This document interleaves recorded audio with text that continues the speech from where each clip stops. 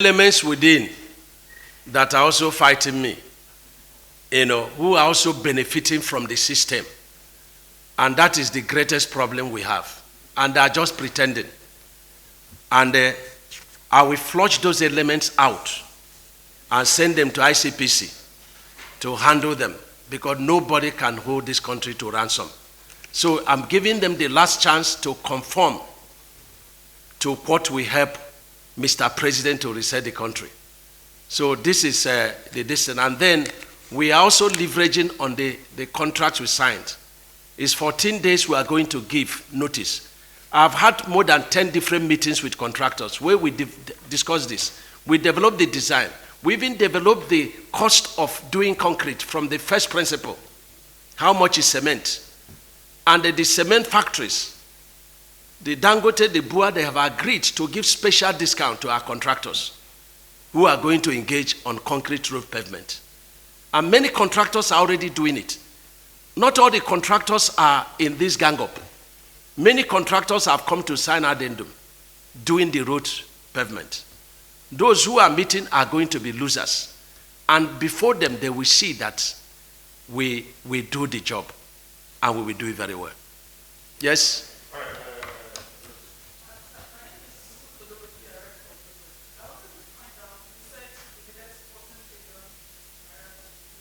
No. We inherited 18,897 kilometers of road, worth 14 trillion. There are funding, sources of 5.1 trillion. So we have a funding gap of 6 trillion. It's going to come from Mr. President ingenuity. He will figure it out.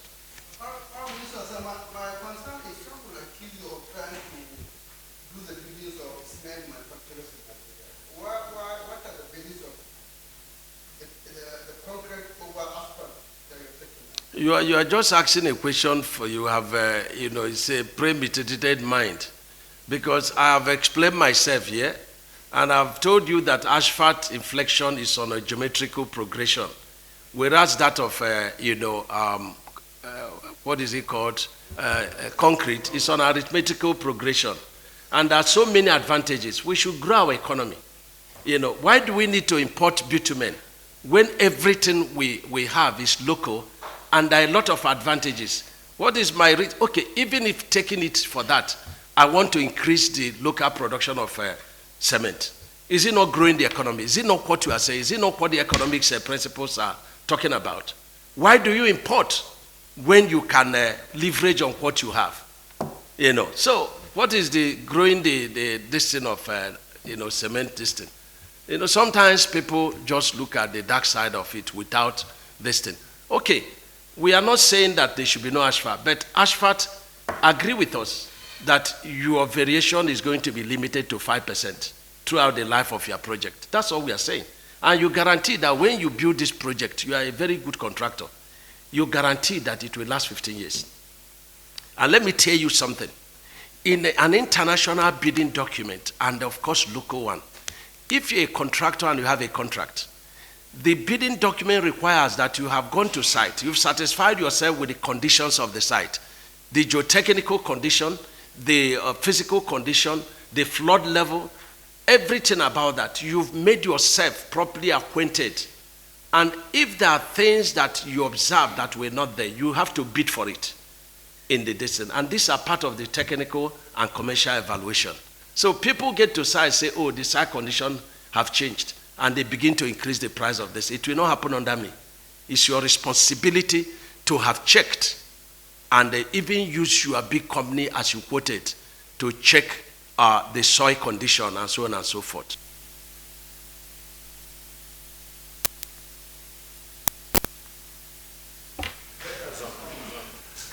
Good evening, gentlemen of the press. I came to Villa to see Mr. President to discuss about road infrastructure. And I want to thank God because Mr. President approved all my requests. And these requests are requests that will renew the hopes of Nigerians on our road sector development. The approvals will rejuvenate proper road construction. But let me clarify a number of issues, especially for the benefit of Nigerians and our stakeholders. There have been a kind of campaign by some quick fix contractors and some elements, within, who do not wish us well, who want us to continue with the old order. But we can't continue to do the same thing over and over and expect a different result. The truth is that our roads are not good. The truth is that the past government earmarked a number of roads which Mr. President inherited. Close to, it's about 18,897 kilometers of road, totaling 14 trillions.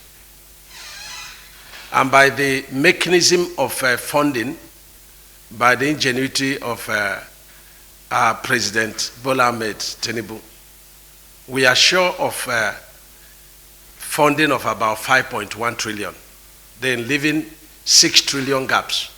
And this 6 trillion funding gap is as at May 29, 2023.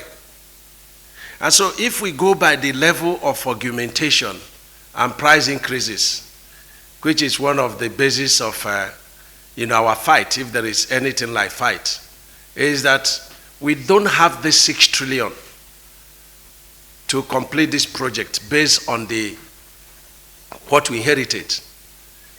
And if we allow the escalation, both in terms of scope and in terms of variation on price, then we are very sure that we will not be able to complete even 20% of the present route going on. And I want to thank Mr. President very highly. He's a man that is committed to change things in this country. Any other president would have come and said, oh, let me start my own projects. But no, he has not started any new project. He's committed to the completion of this 18,897 kilometers of road. And I want to thank him. It shows that governance is continuity, and it shows that it's all about the welfare of the people. And so where we are now is a fight that if you want to do asphalt work, nobody has told contractors not to do asphalt work. But there are conditions. Nigerians are witnesses to the failure of asphalt, especially in the north central part of this country and the entire southern part of this country. And the reason is not far-fetched. We have a lot of rainfall in these locations. We have very high underground water. And so asphalt definitely is a big problem. But if you insist you want to do asphalt, not a problem. But the conditions are that you will guarantee Nigerians that when you finish this asphalt road job, which you are very sure of, it will not fail within at least 15 years. The design shelf life is 20 years, but assure us in writing from a reputable insurance company and from your own company that this road will not fail within 15 years. We are witnesses to see all the roads constructed from Warri to Bayelsa to Port Harcourt, East-West Road. They have completely failed. They are constructed on asphalt. Sometimes they construct this road below the floodplain. And so that is number one. Number two, when I came on board as minister, the cost of bitumen was 576,000 per ton. Today, the cost of bitumen, the same bitumen, within 6 weeks, is 1 million per ton. And for you to increase any project, it has to go to the Bureau of Public Procurement, and it has to also come to FEC, Federal Executive Council.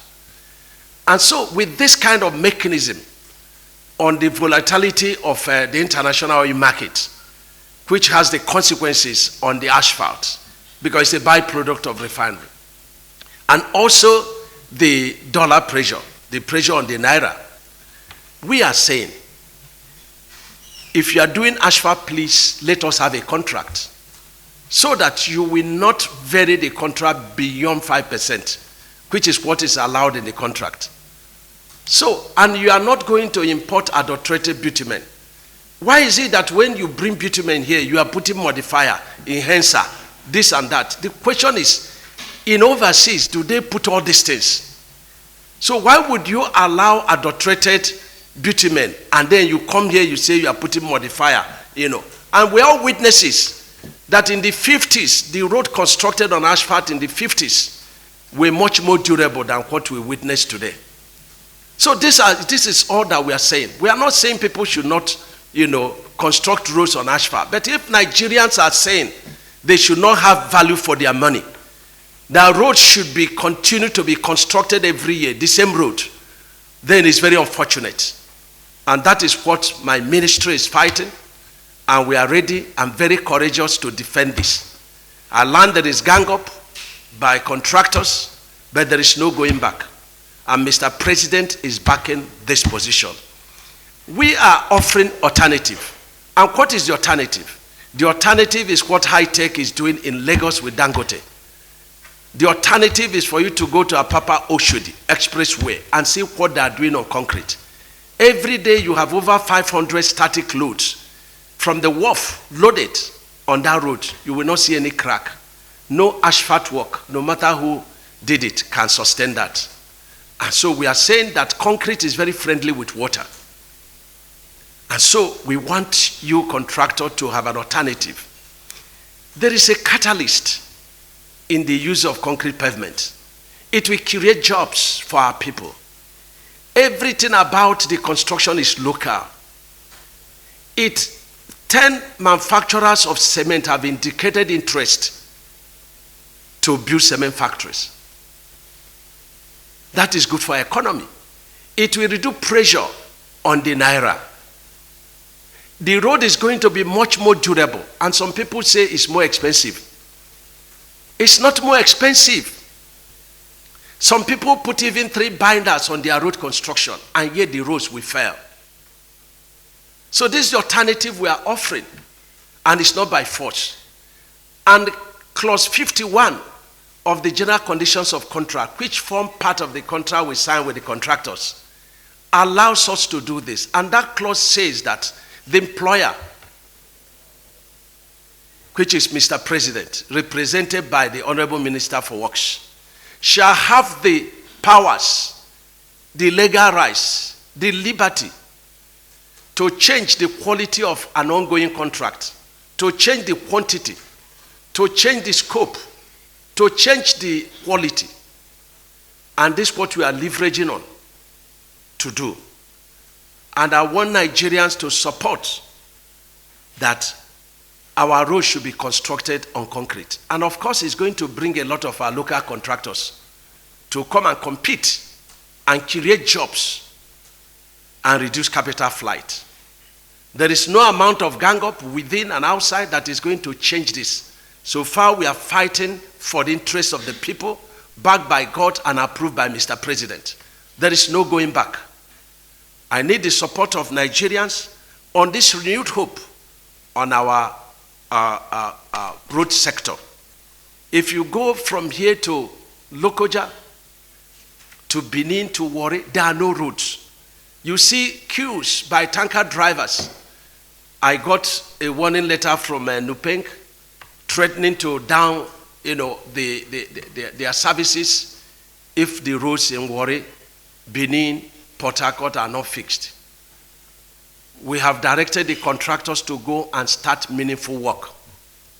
After 14 days, as allowed in the contract, any contractor that fails to be on site doing permanent work will have his contract terminated. That's what the law says. And I want to assure contractors that our local people can do this work and do it very well. So there is no need of meeting, because the contracts were signed individually. And so if you are meeting to present a common front, to frighten me with a very high cost of, concrete cost, it's a waste of time, because you all have concrete cost in your bills you signed. So what I do is to come and combine your concrete cost and your reinforcement cost and give you a cost for placement. And that's what the contract allows. I want Nigerians to understand what is going on, and I won't stop shouting this. There is no secrecy. It is taxpayers' money, and Mr. President wants to reset this country. He wants to make a difference. And you know that road is everything in this country. It reduces kidnapping. It creates jobs. It creates economic activities. It increases the GDP of the country and that of the states. It helps in agriculture, in education, everything. If you cannot interact, then there is no growth. And so this is very important. And we are going to do everything to get this done. And let me also announce to Nigerians that Mr. President is a listening president. All the intervention we requested in our East-West Road, in Benin, Sapele Road, in Lokoja, in Shandam, Lafia, a bridge that got broken, in the two bridges in Enugu that got broken, in Owerri Onisha Road that got broken at 2 points, the Tom Mainland Bridge resurfacing, and the underdeck work. I can't finish all. They have all been approved by Mr. President. So we have set up task force in all the locations where this approval were made by Mr. President to ensure that within 3 months we conclude all that is needed based on the approval. And let me also announce that we have task force that will supervise contractors all the way from Lokoja to Benin, to Warri, to Bayelsa, to River State, and the Cross River. And we are going to also do the same thing as the time goes on. We are also deploying consultants to supervise our routes. Our engineers will also be on site to learn from the experience of these consultants. Mr. President has also given approval. And that has been the practice before. When the consultant now value work, then the engineers of the ministry will now check what they have done. So there are checks and balances. You cannot originate the work, do the BEME, do the drawing, be the supervisor, prepare bill of quantities, and then give approval. There must be checks and balances. We have to bring the private sector into our road sector. In the task force we set up, we also included journalists, so that journalists will see what we are doing. All cars must be face up. And that is what the timing requires. That's what renewed hope agenda requires. These are all that I discussed with Mr. President, and I got approvals. And I need to also warn contractors. There are some contractors that have 20 jobs, and they have 2 equipment on site. It can no longer be the same. We have minimum requirement of equipment on site for a particular work. And if you don't have it, you will leave the site. Nobody can hold this country to ransom. Nobody. Our local contractors are advised to wake up. I did it in Ebonyi State. Every civil servant became an engineer. Our stakeholders became an engineer. We can do it again and again and again. But we welcome our expatriate contractors. We want them to respect us, to respect our culture. Because what is being done here cannot be done outside this country. They have to respect us. They have to respect the culture of this country. They have to respect the laws of the country. Many of the contractors that NMPC paid have not gone to site. Some got 33 billion. They have not been to site. And I want the stakeholders to know that it's about our country. It's about our children. And this is very important. I want them to buy into this position. A lot of them are already in support of what Mr. President is doing in the direction of our road sector. So this is what I discussed with Mr. President, and I'm very happy that I got all my approvals.